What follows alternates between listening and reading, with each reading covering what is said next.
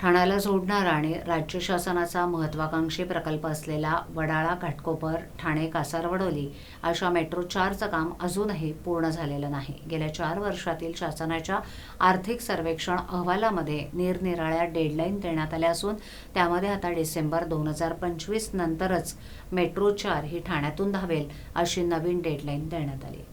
जीवघेण्या वाहतूक कोंडीचा सामना करणाऱ्या नागरिकांसाठी मेट्रो 4 हा प्रकल्प अतिशय महत्त्वाचा आहे। मात्र 4 वेळेला देण्यात आलेल्या डेडलाईन उलटून गेल्यानंतरही हा प्रकल्प अद्याप पूर्णत्वास न आल्यानं या प्रकल्पाच्या संदर्भात जनतेच्या अपेक्षा पूर्ण करण्यात राजकीय नेते आणि राज्य शासन अपयशीच ठरलं असल्याचं या निमित्तानं स्पष्ट झालंय। ठाणे शहरामध्ये मुंबई महानगर प्रदेश प्राधिकरणाकडून 2017 पासून मेट्रो प्रकल्पाच्या कामांना सुरुवात करण्यात आली।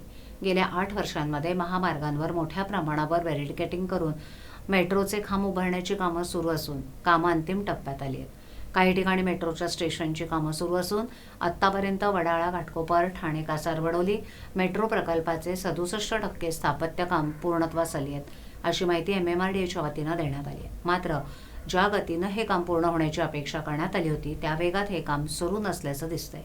मेट्रो 4 हा प्रकल्प नवी मुंबई मेट्रो प्रकल्पाप्रमाणेच रखडलाय। आता हा प्रकल्प सुरू होण्यासाठी डिसेंबर 2025 ही नवीन तारीख MMRDAच्या वतीनं देण्यात आली असल्यानं मेट्रो 4 मधून प्रवास करण्यासाठी नागरिकांना जवळपास 2026 उजाडण्याची वाट पाहावी लागण्याची शक्यता आहे।